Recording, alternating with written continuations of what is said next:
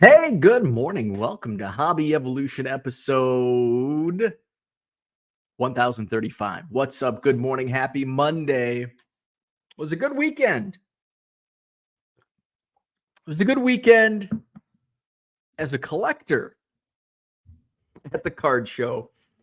As a reseller in a bargain box digger, no, it was not a good card show on Saturday in Chicago. So we're going to talk about the spectacular. For my intended goal on Saturday, it was unspectacular, but I had a good time at the show. So we're going to talk about that. We did a little Club 400 trivia on Saturday night, music trivia. Our team took second place. I didn't really add much to it. I am proud of knowing the Lido Shuffle. Couldn't remember who sang it, Boz Skaggs. But one of my teammates, it finally came to him. Boz Skaggs. Now, I know the Lido Shuffle because when I worked in radio, when I was at K100, the Friday, so my morning show co-host, Chris, he did the play-by-play for Macomb Bomber football. And in the Olympic conference, there was the Macomb Bombers. One of the other teams was the Aledo Green Dragons. Aledo, get it? Okay. So on Friday mornings, when it was Aledo game day, Chris would play the Lido Shuffle leading up to the Macomb Aledo football game. Oh, good song. Oh, Lido. Whoa. So we did, there were different categories. It was really long. Where's Dave Arnold? Is Dave in the house? Long trivia. I'm in bed, but last night, I was falling asleep on the couch at 8:30. And by 9 o'clock, it's like, I got to make it to 9 o'clock. I made it to 9, and then boom, biscuit, time to go out, go to bed. I think it got over at like 11. Whew, it's a long night. So our team was, let's see, we were strong in, I think all teams, because a lot of the songs, it was as soon as you hit the chorus, like boom, you knew what it was. So there were some high scores. 90s, I think everybody was strong in the 90s and the 80s. I think was there a 60s category, 60s and 70s? Those were a little trickier. A lot of the teams, a lot of the players are like people my age. We had my buddy Scott, a little older. I call him a boomer. But hey, he knew Boz Skaggs. He was our country guy too. He knew the country. But the country was not real, like, I think he was a little disappointed by the country selection because it wasn't like country today is not country. It's not country. I'm sorry. It's not country. Well, I'm talking country and Western. Country's like, when did country turn not country? Probably early 2000s, late 90s, early 2000s.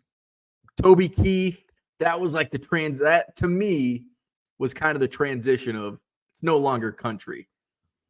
And it kind of, country didn't have like, which way is country going to go in the early 2000s?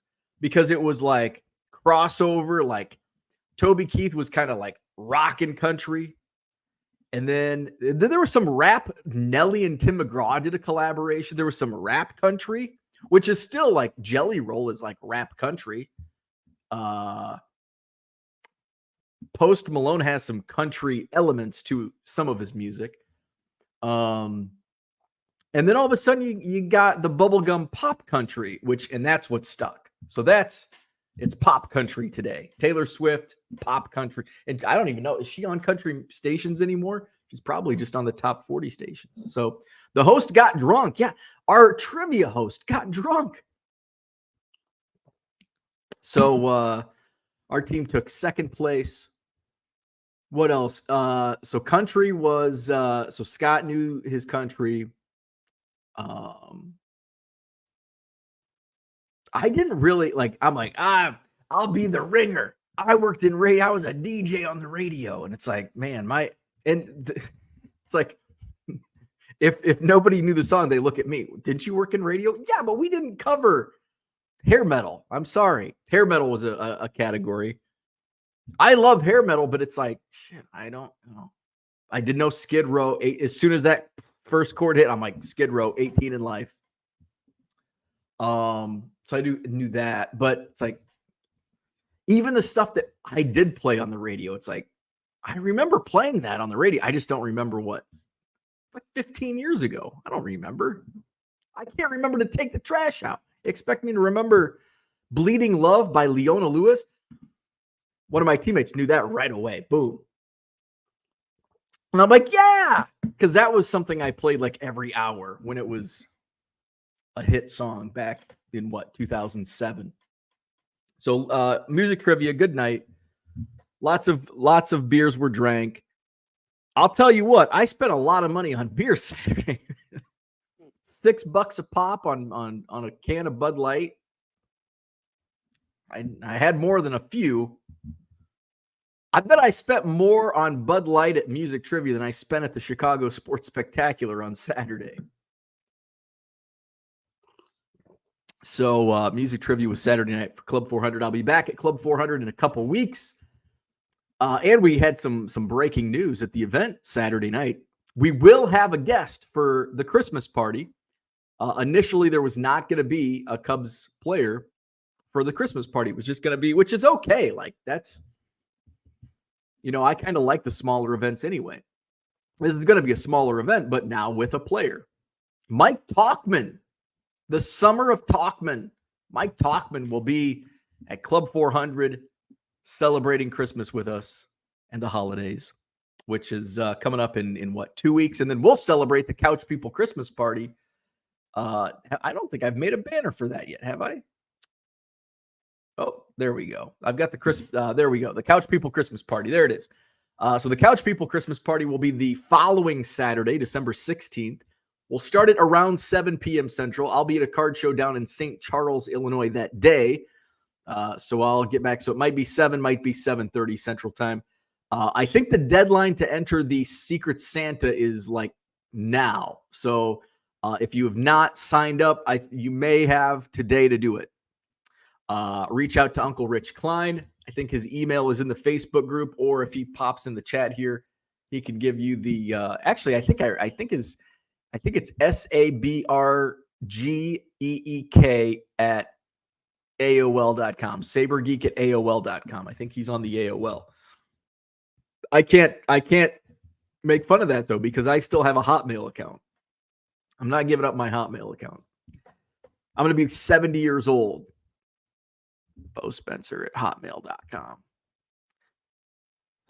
So there you go. Saturday, December 16th. It's the Couch People Christmas party. What is the Couch People Christmas party? It's basically just hobby evolution, but we open up the stream and we just hang out and talk. It's kind of like a get together. It's basically like a Christmas party you had in 2020, because it had to be on Zoom because nobody could go anywhere and be in person. So all of your parties were on Zoom. We did trivia on Zoom. Because there was a group of us that, we played regular trivia every Wednesday night, bar trivia.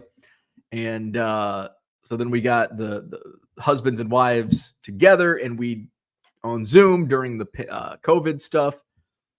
So that's what we do. We do a Christmas party on Zoom like we're all locked down. So Saturday is December 16th. Bring some wax to open. I opened a ton last year. I don't really have anything. I still have. I'm opening like kind of one box at a time on the Topps Chrome NPB stuff. I've listed a few singles. I listed a batch through Card Dealer Pro. So there you go. What else? So I laid low yesterday, kind of took it easy. I was a little hungover. Let's see. I was home by noon. Actually, I was home by like 11 yesterday morning. Home by 11. Had some delicious Casey's breakfast pizza on the drive home.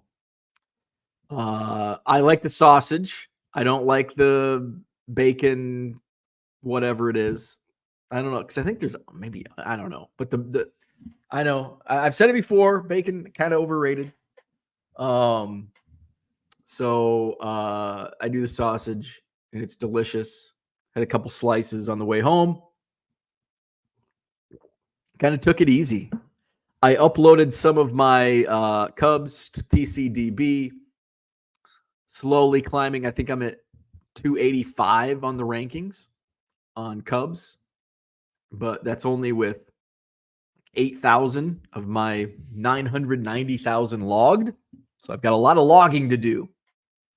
So I continue to hammer that out. So that's like what I did yesterday. I took Biscuit for a walk. I laid on the couch. I watched football. That's about it. I did list some stuff. I'll get into some of the stuff that I listed. But that's about it. That's about it. Let's go to the chat. What's going on? Good Monday morning. We've got Shane in the house. I watched some football. Unfortunately, I don't get the Bears games like half the time because I'm in cheesehead territory. But Shane says, how about them Broncos? See, I'm rooting for the Broncos to win games. I'm rooting, and there's like a big divide in my Cubs chat, but most of us are Bears fans also. There's a big divide. Right now, there's a big divide because the Bears, what the hell happened? I'm watching the Packers-Chargers game was actually good. That's the game that I got, obviously, because I'm in Wisconsin. And so they're like, a couple of the guys are like just pissed off about the Bears. And so I looked at the score, and the Bears were winning by 2 touchdowns. Like, it's the Lions. And I'm like, what are you guys talking about? The Bears are winning. And then all of a sudden, then the chat like blows up. And I go back and I look at the score, and the Bears lost. It was like 5 minutes later. They lost 31-20. I'm like, wait a second. They were up by 2 touchdowns and they lose by a touchdown? How in the hell did that happen in 5 minutes? That's the Bears. So then it became, and then the conversation devolved into winning or not winning. I don't understand why you would want to win meaningless games. This Bear, and I said it last year, like, play for draft picks, because this isn't like Major League Baseball where a first round pick, it doesn't, it's kind of like a crapshoot. Like the positioning, the value of, say, a number 2 to a number 5 is gigantic. Not only that, it's, say you slip out. So here's a scenario that I was looking at a mock draft. It had the Bears, I think, at, where were they at? 1 and 5, because they get the Panthers first pick, and then the Bears pick would be like number 5. Now, full disclosure, I want the Bears to stick with Justin Fields. Just get rid of the entire coaching staff. Stick with Justin Fields at quarterback. Don't waste another top pick on a quarterback. I think Justin Fields, I don't think he's going to be in a, top 6, 8 quarterback discussion in the NFL, but I think he's top 10, 12, top half. I think he's top half of the quarterbacks, which, even if he's right in the middle, if they build, if they give him weapon, he's already got DJ Moore. I like Cole Kmet at tight end. If you get a guy like Marvin Harrison Jr. in the draft, you build that offensive line. You get some guys on defense that don't give up 30-plus game points a game. You build around it. So I build around Justin Fields. Is he going to be a great quarterback? No, but I think he's going to be, what he can do in the running, as a quarterback running, now that's going to, depreciate as time goes on. He gets older. He takes more hits. But for now, so I was looking at a mock draft where it had the Bears number 1 pick took a quarterback. It's like, okay, I hate looking at that. I don't want the Bears to draft a quarterback. So number 5. So number 2, the Cardinals, Marvin Harrison Jr. Now, the thing about mock drafts, especially in November, mean nothing. There's going to be guys in the top 10 mocks right now that won't even be a first rounder come April. But still, For this scenario, we're going to the here and now. So much can change in the next 6 months. So Marvin Harrison Jr. went number 2 to the Cardinals. The Bears had the 5th pick. They got in this mock draft, they took Joe Alt, tackle, Notre Dame. So ideally, for me, playing a little Monday morning quarterback here. For me, ideally, the Bears get Marvin Harrison Jr. and one of Joe Alt or Olu Fashanu, offensive tackle from Penn State. Now, in that scenario, with the Bears having the 1 and 5 pick, and then the Cardinals wanting Marvin Harrison Jr., what do you take Marvin Harrison Jr. at number 1, and then you take your tackle at number 5? You're like, oh yeah, that's great. Now here's the thing. In another scenario, the Bears lose a few more games instead of winning meaningless games this season. They get that number 2 pick. They don't have to worry about losing out on Marvin Harrison Jr., and they can use that number 1 pick as capital, because the number 1 pick is probably going to go quarterback. There's going to be teams wanting Caleb Williams, Drake May, whoever it is. So the Bears have that number 1 pick that they can trade down, maybe get the 5, 6, 7 pick. They take Marvin Harrison Jr. at number 2. And then at 5, 6, or 7, where they've traded down out of number 1 for that pick, plus maybe a second-round pick and maybe next year's first-round pick. So they get all this extra capital. But they keep winning games and they keep falling. You lose that positioning and that value. That's why I want the Bears to lose these games. But I don't want them to get blown out every week. I want Justin Fields to improve week after, just like last year. I want Justin Fields to improve as a quarterback week after week. I want them to be competitive. I want them to score 30 points. I also want them to give up 35 and lose. Get that better draft position. So that's and so there's half of us want that, and then the other half I want to win. We should have won that game. For what? To say you won a game? It means nothing. Maybe I'm a bad fan for thinking that way. I can tell you it's the smart way. Now, players and coaches aren't going out to lose games because their jobs are on the line. So they're not tanking. But I want them to. You know, what's the difference? You know, you go 5 and 12. It used to be, now I got to rethink. It's how many? There's 17 right now. So 5 and 12, I got to redo the math. So 5 and 12, or 4 and 13, 7 and 10. Like, you're not making the playoffs. Like, this team is not making the playoffs. So why win games when it costs you value next year, when you will try to compete again? Remember, by the way, as I speak this out and I say that's smart thinking, remember, I'm also the same guy that said this Bears team would win the NFC North and win a playoff game. Now I'm like, let's fight for the number 2 overall pick. So I will remind you of that. I didn't pin that tweet, by the way. I didn't pin that tweet.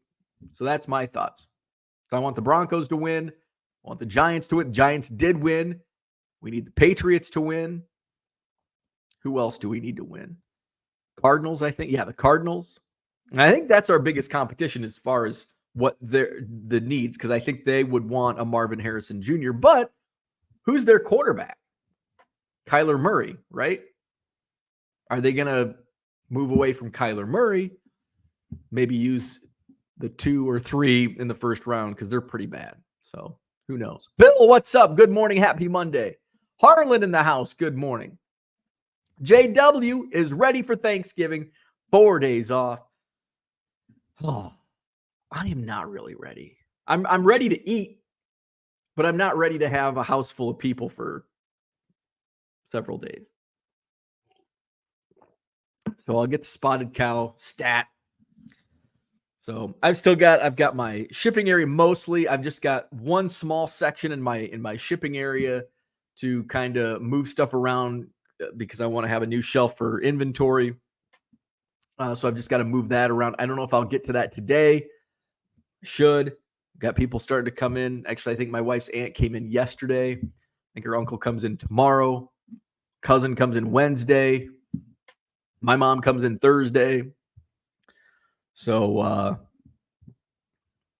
away we go. I'm excited for food. Always excited for food. Donald, what's up? Good morning. Carlo does vintage in the house. What's happening? Good morning, Philly Joe. Ryan Sells, what's going on? Good morning. Red Light 34 wants to know, how was the show? As a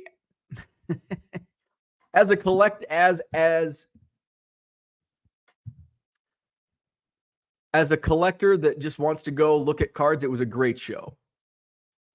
I was intending to go dig through and cherry pick bargain boxes. It was an awful show in that regard. Dave says the host at Music Trivia Saturday night got a bit drunk. G. John Sports, what's up? Good morning. First live in a while. Welcome back. Good to have you. Tracy, what's happening? Good morning to you. We've got Low Roller Scratcher in the house. His alter ego, Mike Smith, is here. Carlos says, I EM'd Rich on November 8th and never heard back on the party. Okay, I'll make sure to have him check his spam because I think somebody else in the Facebook group said, hey, I emailed you, never heard back. So I'm going to have Uncle Rich check his spam folder. Mike Smith says, I'm heading to the casino. Wish me luck. I hope I win a lot of money as long as it's under $1,200. It'll be tax-free. There you go. The accountant, Mike Smith. Max, still have a Hotmail account. Dang. When I was in college, they told us to never use a Hotmail account to send resumes. So here's the thing. I have Gmail as like my professional account. So Hotmail is what I don't send out resumes or I don't send out resumes, but for like anything that was business related, I have a Gmail account. I just never use it. Actually, I do use it for, I think it might be synced to my eBay. And there's something I log into. What the hell is it? There's something that I log into that I like signed up for. And I think I had already used my, my Hotmail account. So I'm like, oh, I'll just use my Gmail account. It was something I think it was some TV thing that I subscribed. It might have been, I was thinking it was Baseball America, but it's not Baseball America. It's, I think it was the high school sports website to watch games because I was watching my alma mater football games. I think that's what I used for my So it's like my backup. My Gmail is my backup. And I don't even have like charter.net or whatever. I don't even know what. Oh, we have TDS. Is that what we have? Yes, we have TDS internet. Let's see. I saw you sold the Simpsons cards. You should list more Simpsons cards. That's great business advice. Thank you. Brian, Casey's biscuit and gravy pizza, rare to find, and it's awesome. I did see I've seen signs for that. Was it a limited time only thing, or is it just in select locations? I've never had it. I don't know if that's something, because it's kind of like two wrongs don't make a right. Two things I love don't make something I really love. Like I love biscuits and gravy. I love Casey's pizza. But I don't think I would love the combination. Because there's things that, and I've had like the hell. If you're familiar with Ian's Pizza in Madison, they have a lot of wacky pizza like that. And some of it's like, ooh, I like this and I like this, but on a, it's like, in combination, not good. But I've never had it. Don't knock it till you try it. Maybe if I find, I've never seen it. But I'm not really, like the only time I'm really at Casey's in the morning, because there's not one near me, is when I'm driving back on a Sunday morning after a Club 400 party. I hit Woodstock, Illinois. I hit up the Casey's right there off the highway. And usually it's just the sausage and the bacon Bears choke again. Love it. Absolutely love the end result. Good morning, Mark. What's up? Mark, good morning. Missed my hobby evolution the past few days. The fat lady replaced Zach Wilson at quarterback in the third quarter. So who's the new after Zach Wilson quarterback? Who's the now quarterback of the New York Jets? Let's see. Jets lost out at Trevor Lawrence by winning a meaningless game. Yeah. And look at what the Houston Texans, by winning that game last year, gave the Bears the number 1 pick. They get DJ Moore out of it, and another in this year's first round pick. So that's what, like, just look at some of the scenarios and the value that comes with that. Max says, fortunately, some players and people in football still have integrity and jobs contract incentives to meet. Right. Nobody on that coaching staff and nobody on that field, none of them are trying to tank. You know, maybe the front office guys, maybe the general manager's like, oh, well, because they're looking down the line. They know. But I can tell you that players and coaches not trying to lose games. They're trying to win games because their jobs are on the line. Good morning, Brian Wolf. Happy Turkey Week. Sports card ripping teacher. Nice footage of the Bigfoot Inn. Yes, so as I always do, driving back from Club 400, I drive right through Bigfoot. And I'm like, you know what? We just talked about Bigfoot last week. I got to take pictures because I'll be driving through. So was on the fly, just kind of got my phone, took some pictures. So not bad for driving, 40 miles an hour. You don't do that. You shouldn't have your phone out while you're driving. So yeah, beautiful pictures of the town sign, the Bigfoot Cemetery, and the Bigfoot Inn in Bigfoot, Illinois. You can check those pictures out at the Hobby Evolution Facebook group. Just type in Hobby Evolution on Facebook. So somebody asked, I think, and I haven't responded to the comment. I was getting ready I was falling asleep when I saw it. Somebody in the Facebook group asked if they had cheese curds on the menu. So I've never been to the Bigfoot Inn, just drove by. But I did look. They have a website. In fact, let's look at it together. So if you're in the area, Bigfoot, Illinois, Bigfoot Inn. Here's their dinner menu. So somebody asked if they had cheese curds. Since they're in Illinois, do they have cheese curds? Now, I will tell you that, especially because they are like right on the border. I was shocked that under appetizers, there are no cheese curds. You can get sausage and peppers, steamed mussels, calamari, Saganaki flaming Greek cheese. I've never heard of that. Sounds bougie. Shrimp Dijon. This sounds fancy. Shrimp cocktail. That does not sound fancy. I was shocked. No cheese curds. So it sound, based on the menu, what I'm reading here, it's kind of like a supper club trying to be fancy. Veal marsala. But you also got baby back ribs. What was I saying? You can get burgers. You can get the Bigfoot burger. Ribeye steak sandwich. They got Reubens. They got seafood. They do have a Friday night fish fry. That's totally Wisconsin. Ooh, get yourself some steak and lobster or the king crab legs. So this is a bougie supper club. Bigfoot Inn. There you go. That's the menu. Looks delicious. Bigfoot. So now so Northern Illinois, there are cheese factories, like even in Walnut, Illinois, near where I grew up. There's Avanti cheese. So there's a lot of cheese places. Now, Wisconsin is the dairy capital of the world, but there are a lot of dairy farms in Northern Illinois as well. There's a cheese factory. I think is in Stockton. I think it's around Stockton. So there's a lot of cheese in Northern Illinois too. A lot of cows, a lot of cheese.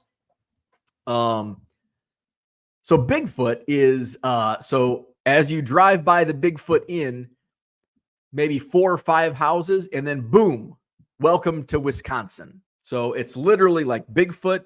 It's 20 houses, the Bigfoot Inn in a cemetery. I think there may be like on the left side of the road, there might be like a rundown, like it was probably a gas station back in the 50s when there were no interstates. But that's it. That's it. Small little hamlet, Bigfoot. Where we at? Collector's Dream in the house. What's going on? Good morning. Joe's here. What's happening? Want to find a cheaper binder for my Kent Herbeck collection. What does everyone use? Looking for a better option than the traditional binder. A cheaper binder.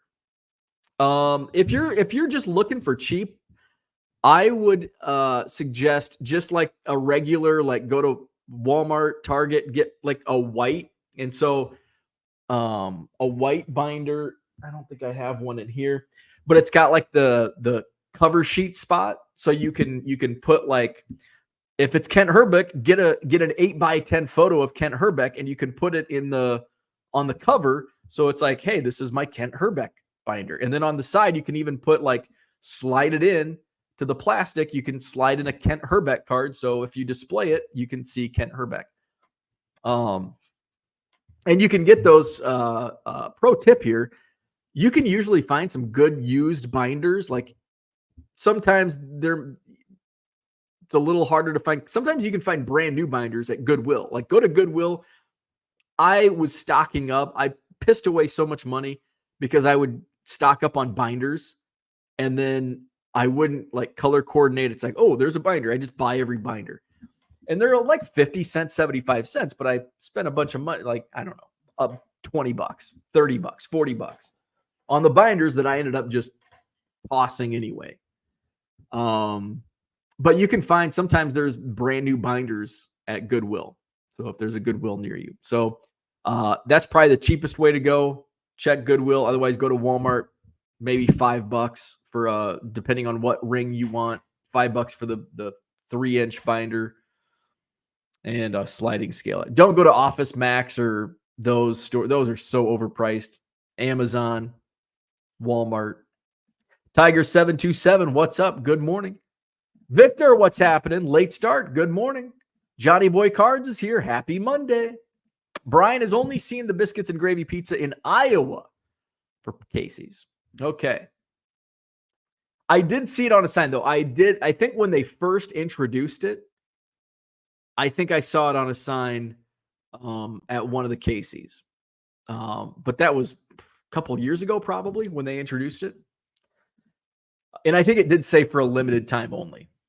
Grinding for Good, what's up? Happy Monday.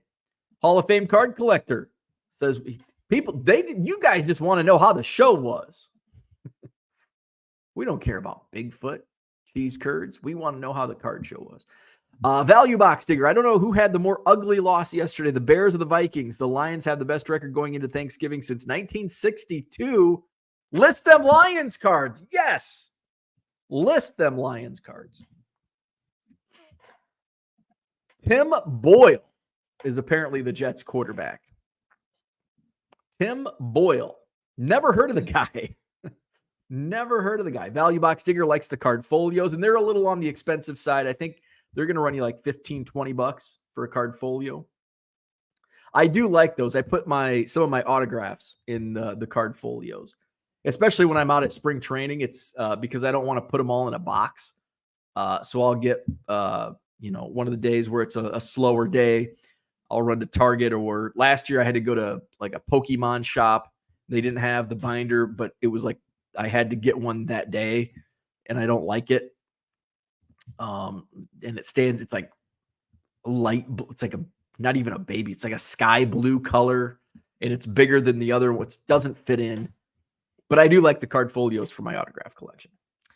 Sports card ripping teacher says that was me about the curds. There you go. No cheese curds. I was shocked. I'm like, well, of course they're going to have cheese curds. I looked at the menu. I'm like, no cheese curds? What? Steel Cards, what's up? Good morning. Cooter's in the house. What's up? Cooter and Zach got to meet up this weekend. That was pretty cool. Brian's here. What's up? Good morning. Flawed Thinker in the house. Good morning. Max says to Joe, make sure the binder is a D ring. Otherwise, I would recommend a TCG binder, and that's what I use for my autographs. The card and I think that they're the same. TCG binders and card folios are about the same. Andy Mack says Kent Herbeck collection. Store that in the garbage. He pulled Ron Gant off the base. Dan's in the house. Good morning, all. Hope you have a great Thanksgiving week. Thanks. You as well. Stuke in the house. Good morning. Boyle was Rogers' backup in Green Bay. Really? And I still have never heard of the guy. Dan went to a card show on Saturday, paid $5 entry fee, and that was all the money I spent. So let's talk about card shows. I thought I was in danger of doing about the same. I spent about $20 in tolls. I spent $15 to park. I spent $15 to get in. 2 hours later at the show, I hadn't spent a dime outside of the toll. Well, the tolls go into my iPass thingy, my $15 parking, my $15 entrance fee. I'm like, shit. But I got to talk to a lot of the dealers that set up at my show, other dealers that I know. Got to see some cool stuff. Finally, after doing like a lap and a half, I hit up some tables that I wanted to look at that, were kind of crowded on the second loop, and was digging through. And I think I've bought from this guy before. I think he's from Minnesota, and he's got vintage, and he's got some like Tupperware cases, Tupperware like tubs, small tubs of just like of random shit. It's usually beat up vintage for like really cheap. And I bought from him before. So I'm going through, and he had a ton of Venezuelans from 1970, which you don't see. And when you see them on eBay, they're expensive. And these were actually in pretty good condition. So I'm like, oh, that's cool. Now, my intention for the Chicago Sports Spectacular this Saturday was to go dig through bargain boxes and cherry pick for inventory for my eBay store. If I find some small bulk deals for my quarter boxes this weekend at the Madison Card Show, which let's advertise that because that's coming up this Saturday. We are sold out of tables. It's going to be a fun show this Saturday, Sheraton Hotel, John Nolan Drive. So back to Chicago. So that was my intention to cherry pick bargain boxes. In years past, the Chicago Sports Spectacular has been a phenomenal show for bargain boxes. Now it is phenomenally awful. The bargain boxes absolutely sucked. Absolutely sucked. So let's go back to my Venezuelans, and then we'll talk about the sucky bargain boxes. So I'm looking through, and I'm always looking for former Cubs, because even though they're not Cubs cards, they're a part of my collection. Do they count toward $1 million? No. Do they count as part of my collection? Yes. So I'm looking through, and I found, I think the first guy I found was in a top loader, Mr. Cleo James. Mr. Cleo James. You may remember him from 1972 Topps as a Cub. So I found Cleo James. I set Cleo James to the side. One thing that I haven't experienced in a while, and I'm starting to wonder if the true collectors have worse manners than the flippers, because leading into the pandemic, when I'd be at a bargain box, you'd always get somebody reaching over you, not saying a word, just reaching. It's like, dude, I'm in that fucking row. Get out of here. So there's a guy like looking over, grabbing piles that I'm like about to like not saying a word. And why I say this, the true collectors, because I experienced that before the COVID surge of collectors recently. That didn't happen once at the National this year. I don't think it happened in 2021 where people would. This happened to me at least twice yet on Saturday. Now, one time was kids, and I get it. Kids don't have manners sometimes. So there were kids, and it's like, oh my God, like just two grubby hands. Like I'm looking at a pile, setting piles back. They're grabbing pile. Like, come on. Like they're old enough to have some type of manners. So I just like, and the bargain box I was looking at it in that particular time was not good anyway. So I'm like, I'm out of here. Kids take over. So the Vennies, this guy was an older guy, so he should have known better. So anyway, that happened. Like, it's like, oh my God, what the hell's going on here? So then I found Gonzalo Marquez, another former Cub, and another former Cub, Oscar Zamora. So the guys, like, if they're in a card saver, they're $5. And top loader. So Cleo James was 10. He's like, so $20. And I thought that was fair. They're nice, clean cards. So a lot of the Venezuelans are really shitty condition. So I'm like, yeah, I'll do $20.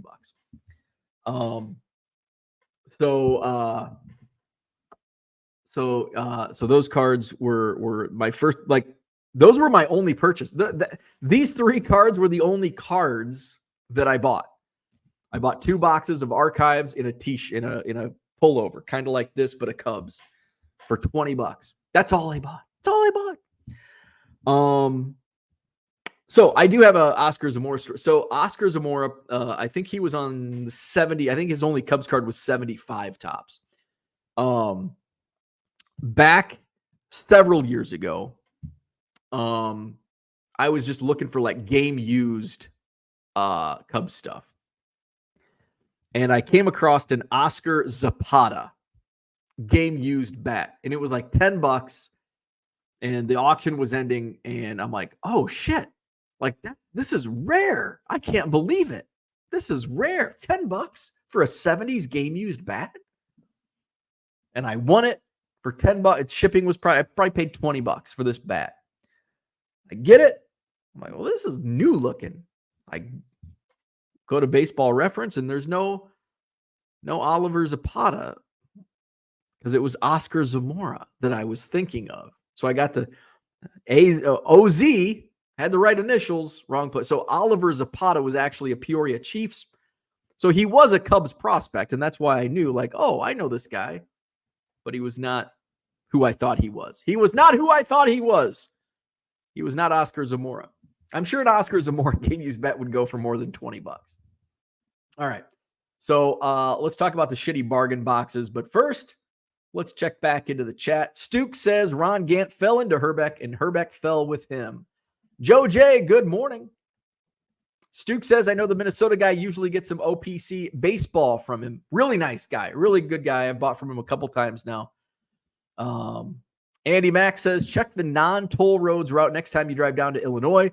I would drive to Madison a lot, and that route often wasn't too much longer than the, quote, fast route. Yeah, so that is a good point, because when I don't take the interstate. When I go to, like, Club 400, I don't take interstate. I take the interstate to Janesville. I cut across Janesville, go through, like, Walworth, Bigfoot, down through Harvard into Crystal Lake in the Hills.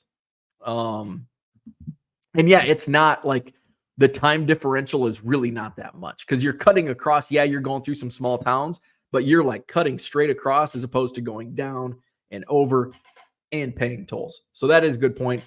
I don't know how many tolls I would avoid.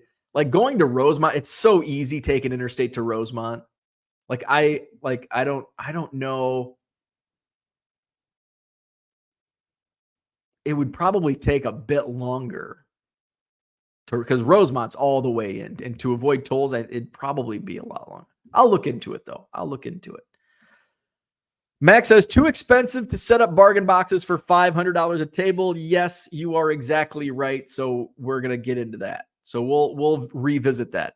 Max says, I'm exactly the opposite on that experience. Rarely does it happen. Now it happens every time I sit down at one. So the people picking. So this hasn't happened to me in a couple years. Like, I don't remember the last time that I had people like picking over me in bargain boxes. But I will always say something, though, too. At this point, I don't care anymore. Mark says, card show etiquette varies from show to show. Same as hygiene. Yes, you were exactly right. Joe says, what is preferred? Sell similar or relist sold items, and what's the difference? So I think sell similar, because it gives you, I think essentially it kind of does a similar thing, but I think sell similar. I don't know. I honestly don't know. I've been doing sell similar. I don't think it's kind of a horse apiece. I think some people say sell similar is better. So that's just what I do. I don't know if there's any truth to that, but that's what I've been doing here lately. Bill says, I bought 2 boxes of Topps Archives hobby collector boxes. Was an awesome rip for $60 a box.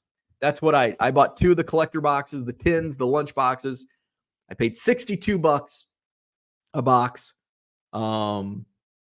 And I pulled shit is what I pulled. My first hit, though, was a cut, was Matt Mervis, Aqua numbered out of 199. My first autograph was Greg Weissert of the Yankees. And then my other one was Jesse Orosco. So I know a lot of Mets fans were like, oh, that's a great pull. That's a great pull. Well, it's Jesse Orosco. Like, I'm not pulling it as a collector. I'm pulling it trying to flip it, which don't buy wax if you're looking to flip.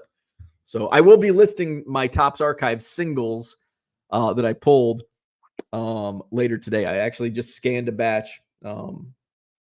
Actually, you know what? I probably won't list those today because I've got to get shipping because I got to leave here at about 11. I'm picking up a small collection later today. So I'll talk about that as well. I want to go back to bargain boxes. Let's see what Max says. He says, pay the tolls. Don't be cheap. So much easier to get through the dump faster. So going to like Crystal Lake, it's actually easier to avoid the tolls and go through the small towns. Rosemont, probably not. Rosemont's tough because it's all the way down close to the city, so might be tough. Bill says the lunchbox sells for like $20 or so, and the postcard has good resale value. So that's a good point. So I've already sold one of my lunchboxes. I think the Hank Aaron sold for $25. $25 shipped.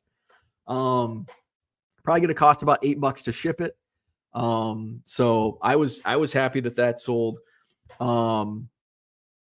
I haven't listed the postcards yet. I got I think Nationals and Red Sox. So we'll see what those do. I listed the autographs. I listed a couple. I sold the Jose. I pulled a Jose Ramirez out of 99. That sold for $5 already. So I've done like $30 in gross sales just with a couple listings. So I'm not going to make my money back. I'm not going to break even. I'm going to lose money on the pulls, but it was still fun. And I love archives. Like, it's a fun. I got some next to me. So here are the designs. You got, is that 55? And then you've got 65, which is another one of my favorite designs. And then you got one of the moderns. 2000, is that 01, 03? 02's got that like ugly gold border. And then some of the inserts, like, look at this insert. Like, this will sell for decent. Shohei Ohtani. Hopefully future Cubs Shohei Ohtani. So Topps Archives, fun rip. I did stop in in Crystal Lake because the hotel I was at is like right next to Walmart. So I stopped into Walmart. They did have Archives blasters, but I had bought those, and it's like, I'm not going to spend any more money because it's been out for what, a week and a half now. So it's kind of like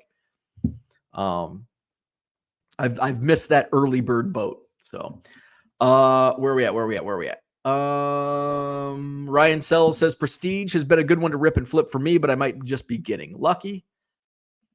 Flawed Thinker says way too many parallels in Topps Chrome update. To me, it has watered the product down so much it's not worth it. Try collecting that rainbow. Yeah. Max says I completely forgot to look for those. I want a set of lunch boxes for sure.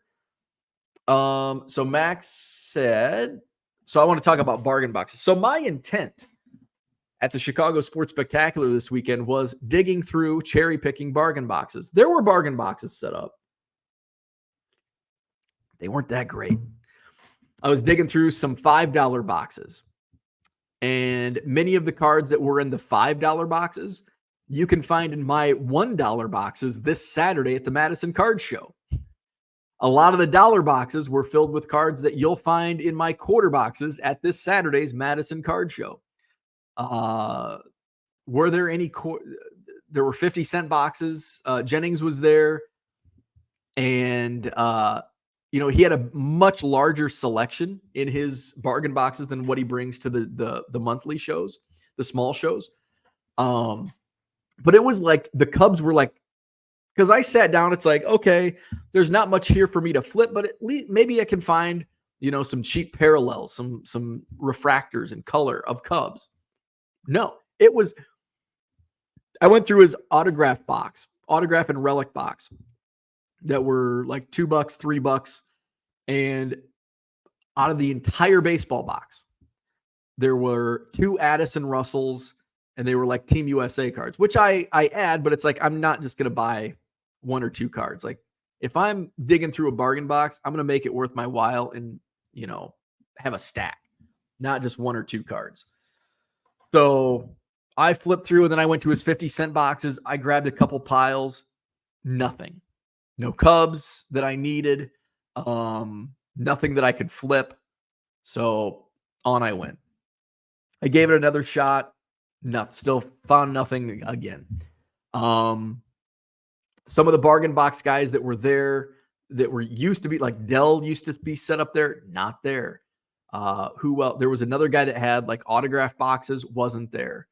The dime box guy from Oak Creek wasn't there.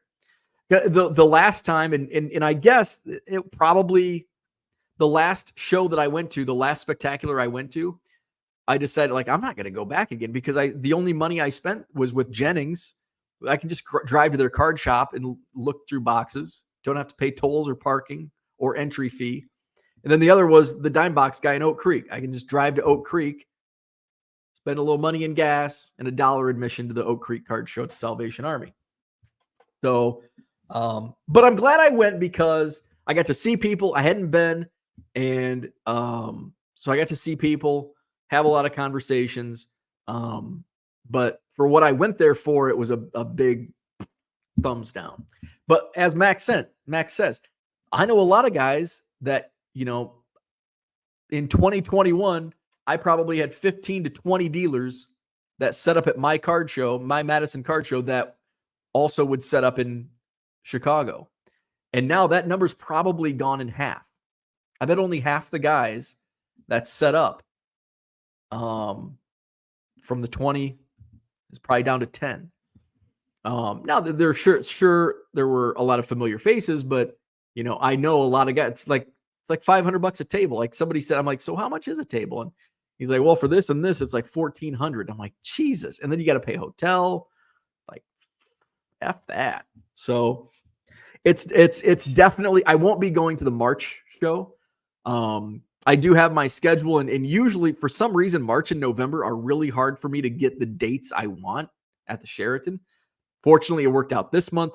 Also works out at March, so I avoid the same weekend as the spectacular. So even though I won't have a show that weekend, I'm not going to go because it's just, I went November. Maybe I'll just make it a November thing. I'll go every November just to check it out. But not something, it's not a can't miss event that it used to be for me. It used to be like, yeah, I'm going. Not anymore. Where we at? Let's see. William says, saw a guy with $5 boxes, but it had a minimum purchase of 4 cards. Thought that was odd. That is really odd to see out of a $5 box. That's really, usually that's odd to see out of quarter boxes. Like dime boxes, I can understand. Like you don't want 30 cents, 70 cents transactions, buy $1 or $2 worth of cards. It's strange to see that out of a really, really bizarre. Was that in Chicago at the Spectacular? Must have been a box. Must have been a table. Now I took like 5 laps. There were a lot less dealers this time than what I remember the last time I went. Just in general, not just bargain box, but just in general. I probably took 5 laps because I'm not sitting down digging through boxes because there's just no boxes to dig through. And then I had some people in my Cubs chat, hey, if you see any super fractors, if you see this, that. I was looking for Cubs super. I went to every showcase looking through, did not see a single Cubs super fractor. I saw some cool stuff. I saw a Cap Anson Goodwin Champions, like big, I don't even know what it's called. I'm like, whoa, I've never seen that. And the dealer said, I think he was a dealer from Tennessee. And he said, PSA had never, that's the first one PSA's ever graded. I just got it back like 6 weeks ago. He's like, I had to send a whole bunch of documentation before they would slab it. So my question was, because it's a really big thing, I'm like, did they have that slab or that plastic already, or did they have to design a new SKU? He's like, well, since they started grading type 1 photos, they now have those large that they could slab it in that. So that was pretty cool. Saw a lot of, there were actually some decent pre-war Cubs cards, but that's not what I was in the market for. So I passed on a lot of cards that, if I was in a different buying mode, I would have picked up. My buddy Justin, we always meet up. And he's like, hey, I got something for you. So a new Cub to the collection, 1951 Bowman, or no, 1950 Bowman, Andy Pafko. So thank you to my buddy Justin for picking that up. And then I bought the 210, the 2 collector boxes. And then there was a clearance, like clothes, like they had hoodies, pullovers, like quarter zip pullovers. So I'm in the market for I needed a new Cubs pullover, $20. Like, hey, that's a great deal. The hoodies they had, I didn't really care for. Actually, the one of the hoodies I really liked, but they didn't have my size. So I just got the pullover, and that was it. That was my day at the Chicago Sports Spectacular. I thought there was one other thing that I wanted to touch on. Now I forget what it was. I'm going to go back in the chat to see if there was something. No, I can't remember. Let's see. Mark says, my only 101 I've ever pulled was the Brandon Birdsell Super Auto from Bowman Draft last year. Interesting. Do you, A, you still have it? B, is it for sale? Because I've got some collectors that are, I don't know if they're looking, I think one of the guys is just looking for big league guys. I don't know if he's looking for prospects, but you still have it. If it's still available, I might be able to find a buyer for you. So I'm picking up a small collection today. So that's what it was. So back, man, I bet it was 2 months into the 1 million Cubs project.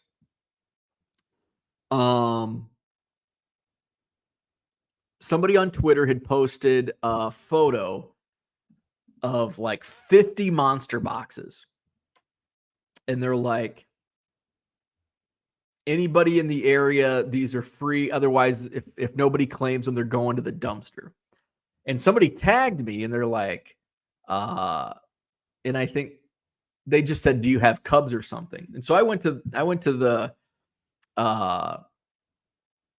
his profile and he's in Sterling, Illinois. I'm like, shit, that's like, I grew up 30 minutes from Sterling. I'm only 2 hours from Sterling. So I reached out and I'm like, hey, what do you want for these? He's like, I just want you to come take them. And there was a ton of good shit in there. And this was pre-pandemic. So a lot of the stuff I was able to resell, like a lot of basketball stuff that I thought was common. So I just stuffed it in a closet. And then all of a sudden I heard that basketball was pretty popular in 2020 and sold it. So, and so we've done several deals and it's probably been a year.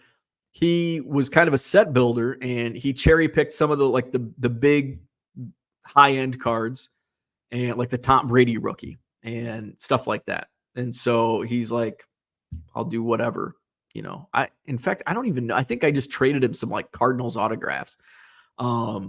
So he reached out to me last week and he's like, hey, I'm moving out of state. I've got a bunch of bulk boxes from the last couple of years. Great for, one box is all cards like over $1. So they'd be good for $1 box. Other stuff, good for quarter box. A lot of Cubs in there. I'm like, okay, what do you want? He's like, I was hoping you'd make me an offer. You know how I don't do that. I'm like, what are you thinking? Because everybody has a number, especially if you're buying cards, you have a number that you want.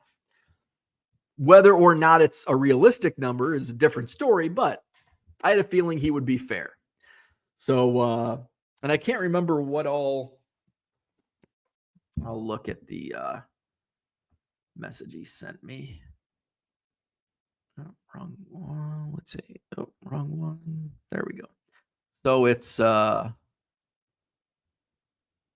right. So one looks like it's a 4-row box, all numbered cards. Looks like there's Gypsy Queen, there's Stars and Stripes. Looks like a Ken Griffey Jr. right there. Upper Deck SP. You know, a lot of this stuff looks like it's probably quarter box, even though it's numbered. At least from what I kind of see, it's like that's probably a quarter box stuff. Ken Griffey Jr. might be a dollar box. And then he's got then these 4 at least, and they're by year: 2015, 2016, 2017, 18, 2019. So they're all sorted by set and number in each year box. Stars, inserts, parallels, and minor rookies are all in there. So he wants $300 for everything. So I'm like, that sounds fair. There's enough in there. It'll give me some nice inventory for this weekend. I think it's all baseball. Oh wait, no. Looks like there's a non-sport. Well, it says non-sport on the box. I don't know if that necessarily means it's non-sport. So there's at least 5 4-row boxes and potentially more. We'll see. So $300 and a half-day trip down to Sterling and back. So that's on my agenda for today. Let's see. Mark sold the Brandon. Well, that's cool. It went to his aunt. That's cool. Flawed Thinker says, I was watching the KK Sports Card stream on Whatnot when the Bo Bichette Bowman rookie auto was pulled. It was so crazy. They said they've had that case of boxes just marinating for years. Isn't that crazy? It was the super. Wow. Isn't that nuts? Like you just have a box.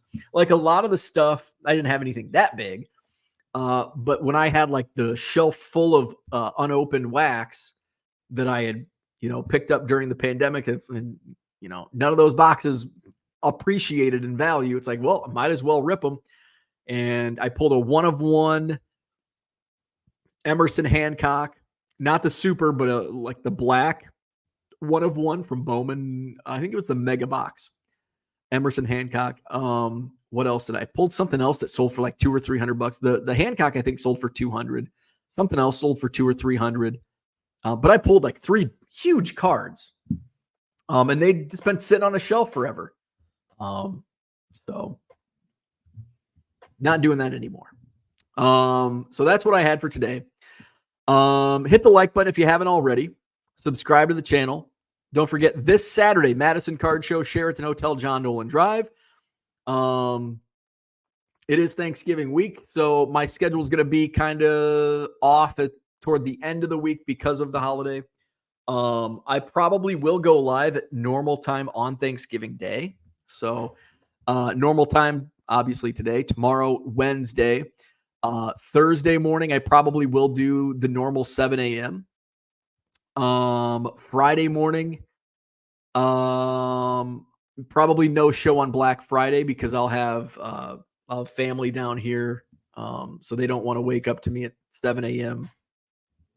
hearing me talk about baseball cards. So no show on Friday, and then no show on Saturday because it's the Madison Card Show at the Sheraton Hotel on John Nolan Drive. 125 dealer tables. We are sold out. Free admission. Come see me.